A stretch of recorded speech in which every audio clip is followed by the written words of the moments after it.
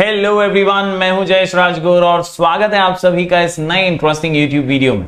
दोस्तों, हम पढ़ रहे हैं क्लास 12th का इकोनॉमिक्स न्यू सिलेबस और ये है chapter number 3 B elasticity of demand का लेक्चर नंबर 3। जी हां दोस्तों, 3B इलास्टिसिटी ऑफ डिमांड। ये सीरीज के अंदर हमने पिछले 2 वीडियोस के अंदर जाना कि इलास्टिसिटी का मतलब क्या होता है, टाइप्स ऑफ इलास्टिसिटी क्या है और साथ ही साथ हमने पिछले वीडियो के अंदर प्राइस इलास्टिसिटी के 5 मुख्य टाइप्स भी देखे। दोस्तों, आज का ये वीडियो बहुत ही इंपॉर्टेंट है क्योंकि यहां हम सीखने वाले हैं about methods of measurement of price elasticity of demand. Price elasticity में हमने 5 टाइप्स तो देखे, पिछले वीडियो में मैंने डिटेल में उन्हें एक्सप्लेन किया, लेकिन उन को एग्जैक्टली कैसे आप मेजर कर सकते हैं उसके लिए मेथड्स दिए हैं अल्फ्रेड मार्शल। यानी जब भी प्राइस के चेंज होने से डिमांड में चेंज आता है तो वो कितना और कौन सा चेंज है ये पता लगाने के लिए मेथड्स का उपयोग होता है, जैसे यूनिटरी इलास्टिक या परफेक्टली इन इलास्टिक या इनफाइनाइट इलास्टिक हम कह लें। तो ऐसे 5 चेंजेस में से कौन सा वाला चेंज हुआ है ये पता लगाने के लिए इन मेथड्स का उपयोग होता है। दोस्तों, इस सीरीज के द्वारा हम ये कोशिश कर रहे हैं कि चैप्टर 3A और 3B एकदम डिटेल में कवर किया जाए ताकि आप 16 मार्क्स के लिए बोर्ड एग्जाम में पूछा जाने वाला ये चैप्टर पूरी तरह से क्रैक कर सकें। यस, आज की इस सीरीज में, आज की इस वीडियो के अंदर हम यही कोशिश करने वाले हैं कि ये मेथड्स ऑफ मेजरमेंट जो हैं, जिनमें से टोटल 3 मेथड्स हैं और एक तो कंफर्म बोर्ड एग्जाम में आता ही है, 3 में से कोई भी एक आ सकता है, तो इसको अच्छे से प्रिपेयर करना और लिखकर प्रैक्टिस करना जरूरी है। तो चलिए शुरू करते हैं आज का वीडियो। आप अगर नए हैं तो जरूर इस चैनल को सब्सक्राइब कीजिए, बेल आइकन दबाइए, क्योंकि यहां आपको लगातार ऐसे इंफॉर्मेटिव वीडियोस मिलते रहेंगे।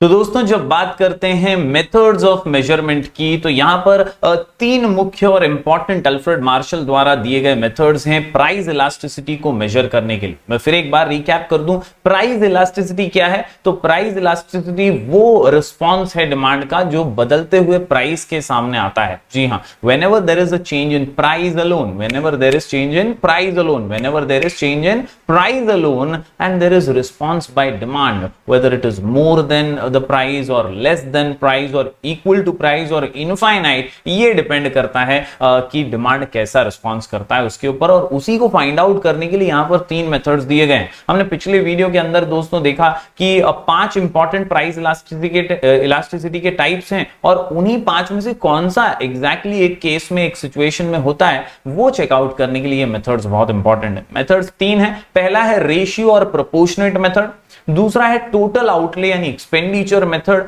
और तीसरा है पॉइंट और ज्योमेट्रिक मेथड। चलिए बारीकी से हर मेथड को समझने की कोशिश करते हैं। डायग्राम्स भी हैं, थोड़े बहुत फॉर्मूलाज हैं, इसे आसानी से नोट डाउन कीजिए, लिखिए। नोट्स में टेलीग्राम चैनल पर डाल दूंगा, वहां से आप इसको जरूर एक बार गो थ्रू कर सकते हैं। दोस्तों, हर मेथड जो है अपने आप में एक शॉर्ट नोट की तरह पूछा जाता है। काफी सिंपल मेथड्स हैं, सिर्फ आपको कॉन्सेप्ट क्लियर कर लेना है बस। चलिए सबसे पहले बात करें रेशियो और प्रोपोर्शनेट मेथड की। तो दोस्तों याद रखिए, जो चेंज होता है ना, उस चेंज को डिवाइड करना है बस। This ratio method of measuring elasticity of demand is also known as arithmetic और परसेंटेज मेथड। और यहां पर अल्फ्रेड बाबा हमारे जो हैं वो कहते हैं कि we consider percentage change in quantity demanded and divide it by percentage change in price of the commodity. यानी एक पर्टिकुलर कमोडिटी की कीमत थी 100 रुपए और 100 रुपए पे उस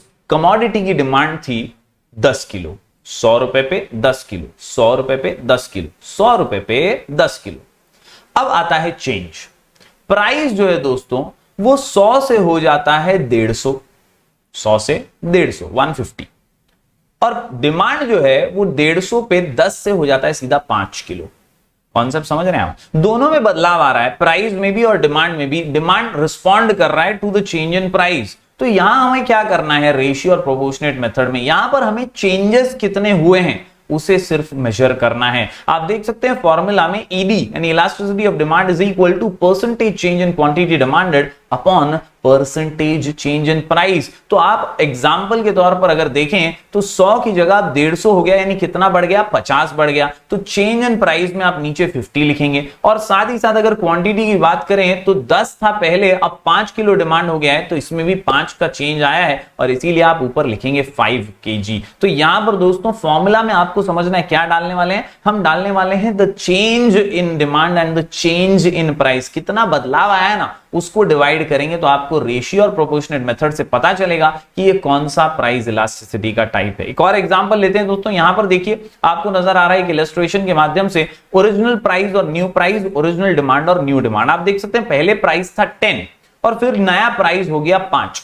डिमांड 10 रुपए पे 100 था और 5 रुपए पे 150 है। आप देख सकते हैं डिमांड ने रिस्पॉन्स किया है कि नहीं। तो यहां पर अब इसे जब हम फॉर्मूला में डालेंगे तो कैसे डालेंगे, आप देख सकते हैं ये ट्राइंगल और क्यू लिखा है, मैथ्स वालों को पता है डेल्टा क्यू यानी न्यू क्यू यानी new quantity minus original quantity. तो न्यू क्वांटिटी डिमांड कितना है, 150 है, 150 न्यू है, माइनस पुराना कितना था, 100 था ओरिजिनल। तो 100 में से 150 में से 100 गए तो बचे 50। That is the change in quantity demand. 50 क्या है, change in quantity demand. Similarly हम चेंज इन प्राइस भी पहले फाइंड कर लेंगे। चेंज इन प्राइस कैसे फाइंड करेंगे, तो बॉस हम देखेंगे न्यू पी क्या है, न्यू पी है 5 माइनस ओल्ड पी यानी ओरिजिनल प्राइस क्या है, तो वो है 10। तो 5 माइनस 10 किया, हमको -5 आ गया, यहाँ पे इग्नोर द माइनस साइन। तो नया जो प्राइस है वो दोस्तों हो जाता है 5। इसे फॉर्मूला में जब हम डालेंगे तो फॉर्मूला के अंदर 50/100 दैट इज, आप समझ सकते हैं 50/100 क्या है, तो 50/100 है हमारा चेंज क्वांटिटी और original quantity. Changed quantity 50 upon original quantity 100, changed quantity 50 upon original quantity 100। और सिमिलरली आप देख सकते हैं into original price 10। Original price पहले कितना था, 10 था, और बदलाव कितना हुआ प्राइस में, 5 का बदलाव हुआ है। 5 रुपए से प्राइस जो है गिर गया है, इसीलिए यहां पर 5 लिखा है। इसका आंसर 500/500। जब इसको काटेंगे तो बचेगा 1 और इससे साबित ये होता है कि ED is equal to 1 answer आ जाता है। तो यहां पर दोस्तों इलास्टिसिटी ऑफ डिमांड जो है यूनिटरी इलास्टिक, हमने 5 टाइप्स पढ़े थे। 5 टाइप्स में पहला टाइप कौन सा था, परफेक्टली इलास्टिक डिमांड, इनफाइनाइट जिसे हम कहते थे। लेकिन यहां पे तो इनफाइनाइट नहीं है, यहां पे तो इक्वल टू 1 है। हमने दूसरा टाइप देखा था जिसमें हमने देखा इन इलास्टिक डिमांड, जिसमें जो कोई चेंज ही नहीं था, लेकिन यहां तो चेंज हो रहा है। तीसरा टाइप हमने देखा था यूनिटरी इलास्टिक, यानी डिमांड में उतना ही चेंज आता है जितना प्राइस में आता है, और इसे कहते हैं ED इज इक्वल टू 1। और इसीलिए दिस केस में, ये वाले केस में elasticity of demand is unitary elastic, और इस मेथड से हमें ये पता चला है। तो अल्फ्रेड मार्शल कहते हैं रेशियो और प्रोपोर्शनल मेथड जो है ये आपको काम आएगा प्राइस इलास्टिसिटी में कौन सा टाइप हुआ है वो पहचानने में, वो फाइंड आउट करने में। उम्मीद करता हूं ये पहला मेथड आप समझ पाए होंगे। बढ़ते हैं आगे दोस्तों, अब बात करते हैं दूसरे मेथड की, नाम है इसका टोटल एक्सपेंडिचर मेथड। सबसे इजी मेथड है ये, सबसे आसान मेथड है। इसका दूसरा नाम है टोटल आउटले मेथड। कितना खर्चा हुआ पहले और कितना खर्चा हुआ आज, कितना खर्चा हुआ पहले और कितना खर्चा हुआ आज, बस वही फाइंड आउट कीजिए। आपको पता चल जाएगा कि 5 टाइप्स ऑफ प्राइस इलास्टिसिटी में से कौन सा टाइप का यहां पर हो रहा है। This method was developed by professor Marshall. In this method total amount of expenditure before and after the price change is compared. आप देखिए फॉर्मूला बहुत ही सिंपल है। टोटल खर्चा पहले निकालना है तो वो निकालने के लिए प्राइस इनटू क्वांटिटी डिमांड करेंगे तो आपको मिल जाएगा बॉस टोटल खर्चा, और उसी खर्चे के आधार पर आप चेक करेंगे कि भाई पहले ज्यादा खर्चा हो रहा था या अब ज्यादा खर्चा हो रहा है और इलास्टिसिटी कौन सी है। दोस्तों यहां पर खास बात ये लिख लीजिए, नोट डाउन कर लीजिए कि टोटल एक्सपेंडिचर मेथड है वो 3 ही टाइप्स में काम आने वाला है। रिलेटिवली इनइलास्टिक में, यानी जहां पर डिमांड का जो रिस्पॉन्स होता है वो कम होता है, ED लेस देन 1। इसके अलावा यूनिटरी इलास्टिक में ये आपको बहुत यूजफुल रहेगा, total expenditure method ED is equal to 1। और तीसरा रिलेटिवली इलास्टिक, जहां पर डिमांड का रिस्पॉन्स जो है वो थोड़ा ज्यादा होता है, change in price and total outlay और एक्सपेंडिचर मेथड। चलिए इसको एग्जांपल से समझ लेते हैं। यहां पर आप देख सकते हैं इस टेबल के अंदर दोस्तों प्राइस जो है कमोडिटी A, B और C का दिया हुआ है। A का प्राइस पहले 20 था और फिर 15 हो गया। जब 20 रुपए प्राइस था तो क्वांटिटी जो थी उसकी 6 किलो थी। 20 प्राइस पे 6 किलो, 20 प्राइस पे 6 किलो। खर्चा कितना हो रहा था, 20 इंटू 6 करेंगे तो 120 हो जाता है, 120 रुपए खर्च हो रहे थे।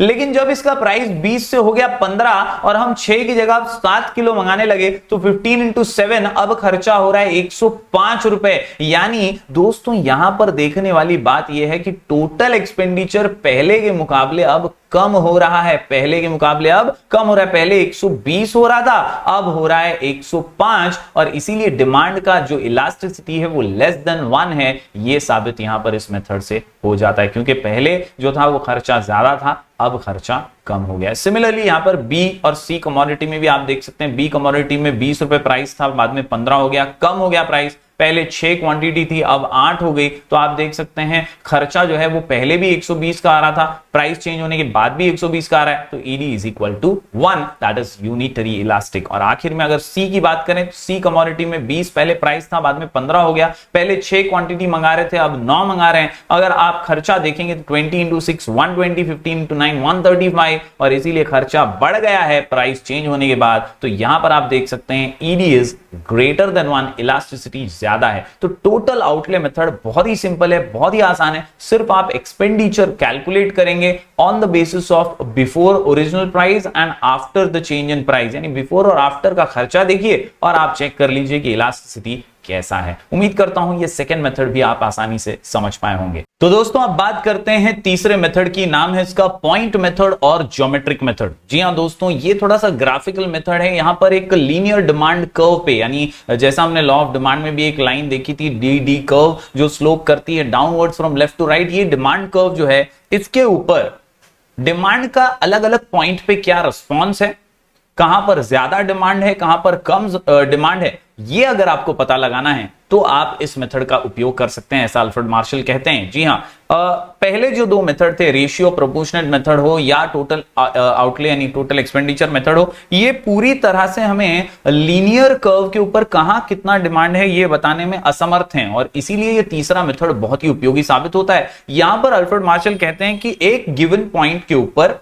एक पर्टिकुलर पॉइंट पे, एक लीनियर कर्व पे एक पर्टिकुलर पॉइंट पे अपर सेगमेंट और लोअर सेगमेंट को अगर हम डिवाइड करें तो उनके पॉइंट से हमें पता चलेगा कि डिमांड में कितना रिस्पांस आ रहा है। और इसीलिए फॉर्मूला काफी सिंपल है, L upon U, L upon U यानी lower segment divided by the upper segment. Yes, एक पर्टिकुलर पॉइंट के ऊपर कितने पॉइंट्स हैं और नीचे कितने पॉइंट्स हैं, इसे डिवाइड अगर कर देंगे तो हम लीनियर कर्व पे आसानी से पता लगा पाएंगे कि कौन सा इलास्टिसिटी ऑफ डिमांड, कौन सा प्राइस इलास्टिसिटी ऑफ डिमांड देखने मिलता है। साथ ही साथ दोस्तों एक नॉन लीनियर कर्व के बारे में भी अल्फ्रेड मार्शल ने बात की है, तो चलिए डिटेल में अब मैं समझाता हूं कि ये एग्जैक्टली कैसे कैलकुलेट करता है प्राइस इलास्टिसिटी ऑफ डिमांड को। एग्जांपल बड़े ध्यान से देखिएगा, बहुत ही आसान हो जाएगा ये। Yes, linear demand curve. अब आपके सामने दोस्तों यहां पर एक लाइन बनी हुई है, लाइन है A B, this is our demand curve. Alfred Marshall बोलते हैं अज्यूम करो कि 8 सेंटीमीटर की है, ए बी कितने सेंटीमीटर की है, 8 सेंटीमीटर की है, और इसके ऊपर ये 4 पॉइंट्स बना दिए गए हैं। आप देख सकते हैं यहां पर एक पॉइंट है P, P1, P2 आप देख सकते हैं, और ये अलग अलग पॉइंट्स जो हैं हमारे सामने नजर आ रहे हैं। ए बी लाइन है और इसमें ये 3 मुख्य पॉइंट्स मेरे सामने हैं, जहां पर P, P1 और P2 ऐसे पॉइंट्स बने हुए हैं। दोस्तों इन्हीं के जरिए अगर आप देखें तो 4 टुकड़े बन जाते हैं। बहुत ही ध्यान से, पहला ये A और AP2 का ये एक पहला ब्लॉक आपको नजर आएगा, इसके अलावा P2 और P का ये ब्लॉक, उसके अलावा P से P1 का एक ब्लॉक और P1 से B का एक ब्लॉक। तो ये 4 ब्लॉक हो जाते हैं, 1 2 3 और 4। मेरे कर्सर को अगर आप ध्यान से देख रहे हैं तो आपको समझ में आएगा। यहां पर दोस्तों ये 4 ब्लॉक्स हैं। अगर 8 सेंटीमीटर की ये लाइन है तो 4 डब्बे, 4 जो ब्लॉक्स हैं वो कितने के हुए, 2 सेंटीमीटर ईच के हुए। और इसी से अब हमारा कैलकुलेशन जो है वो शुरू होने वाला है। जरा ध्यान दीजिएगा, at point P the point elasticity is measured as, अब ये पॉइंट P जो है ना, ए बी के बीच में एक पॉइंट बना हुआ है पॉइंट P। हमारा फॉर्मूला कहता है L upon U, lower segment upon यानी divided by the upper segment. तो आप ये देखिए, ये जो हमारा P पॉइंट है, इस P के ऊपर 2 ब्लॉक्स हैं, यानी 2 सेगमेंट्स हैं, 2 ब्लॉक्स छोटे छोटे बने हुए हैं, और P के नीचे भी 2 ब्लॉक्स हैं। एक का 2 सेंटीमीटर, तो 2 का कितना 4 सेंटीमीटर। जी हाँ, यानी P के ऊपर भी 4 हैं और नीचे भी 4 हैं, और इसीलिए हम जब डिवाइड करेंगे लोअर सेगमेंट और अपर सेगमेंट तो हमें आंसर क्या मिलेगा, PB upon PA is equal to 4/4। बहुत ही ध्यान से देखिए, ये P से लेकर PB ये बड़ी लाइन बन जाती है, और P से लेकर PA ये दो सेगमेंट्स इसमें भी आ जाते हैं, तो 4/4 इज इक्वल टू 1।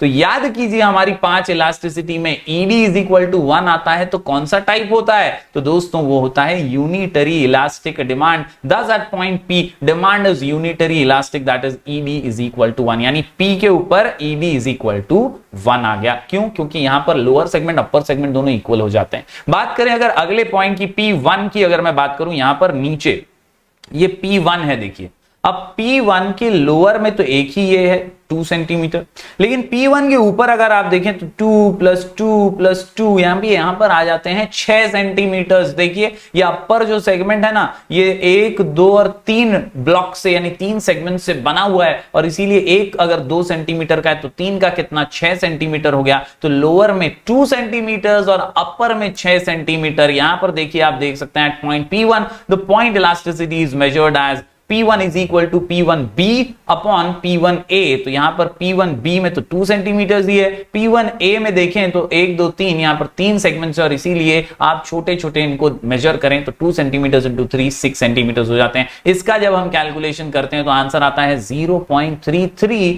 जो कि कम है 1 से।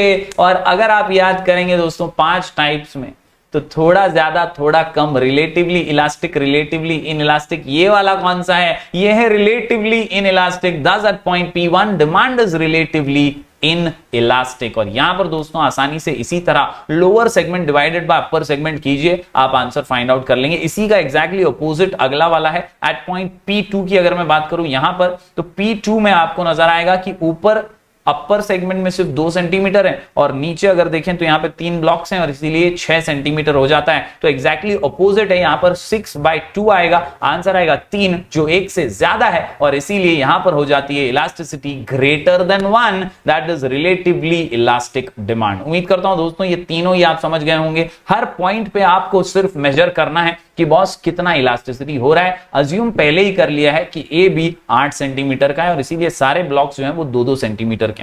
बात करें आगे दोस्तों, तो अगला पॉइंट जो है ये है पॉइंट ए, और यहां पर इलास्टिसिटी इनफाइनाइट है, बिकॉज अपर सेगमेंट ए के ऊपर कुछ है क्या, नहीं है, तो वो तो इनफाइनाइट हो गया, वो तो 0 हो गया। अब डिवाइड तो कर ही नहीं सकते हम, परफेक्टली इलास्टिक डिमांड हो जाती है पॉइंट ए पे। सिमिलरली अगर हम बात करें पॉइंट बी की, तो पॉइंट इलास्टिसिटी में जो लोअर है, पॉइंट लोअर जो है वो 0 है, ऊपर तो बहुत कुछ है, नीचे बी के कुछ भी नहीं है, और इसीलिए at point B the point elasticity 0 because lower segment is 0, that is perfectly inelastic demand. यहां पर कोई भी बदलाव नहीं आता है। उम्मीद करता हूं दोस्तों ये पांचों जो पॉइंट्स हैं इनके जरिए आप समझ पा रहे होंगे कि किस तरह से लीनियर डिमांड कर्व पे एक लाइन खींच के उसको अज्यूम करो कितने सेंटीमीटर का है, फिर वो आप आसानी से जो है मेजर कर सकते हैं कि 5 में से कौन से टाइप का डिमांड यहां पर नजर आ रहा है, कैसा रिस्पांस डिमांड का नजर आ रहा है। बात करें दोस्तों अगले कॉन्सेप्ट की, तो यह है नॉन लीनियर डिमांड कर्व, और यहां पर अल्फ्रेड मार्शल कहते हैं कि अगर लीनियर डिमांड कर्व नहीं है तो आप कैसे मेजर करेंगे, कैसे आपको पता चलेगा डिमांड कितना रिस्पांस कर रहा है। When the demand curve is non linear convex to origin, to measure price elasticity of demand, we have to draw a tangent AB touching the given point on the demand curve and extending it to y-axis at point A and x-axis at point B। तो दोस्तों Alfred Marshall का सुझाव और solution बहुत ही simple है, सीधी line नहीं है तो लाइन बना दीजिए। यस, यहां पर ए बी लाइन नहीं थी, सिर्फ एक डी डी कर्व था जो कि ऐसे कर्व में आपको नजर आ रहा था, तो वहां पर अल्फ्रेड मार्शल ने बोला कि उसके एक पॉइंट पे टच करते हुए एक स्ट्रेट लाइन खींच दीजिए, ए बी टेंजेंट बना दीजिए, और उसके ऊपर आप आसानी से जिस तरह पॉइंट में कर रहे थे, लीनियर में कर रहे थे, वैसे ही आप मेजरमेंट कर सकते हैं। यहां पर भी फॉर्मूला सेम है, lower segment of the tangent below a given point divided by upper segment of the tangent about the given point. यहां पे सिर्फ वर्ड चेंज हो गया, टेंजेंट आ गया क्योंकि ये टेंजेंट हमने बनाया है, बाकी सब तो सेम ही है। और इस तरह से यहां पर यूनिटरी इलास्टिक, रिलेटिवली इलास्टिक और रिलेटिवली इन इलास्टिक बेसिक आसानी से आप समझ पाएंगे।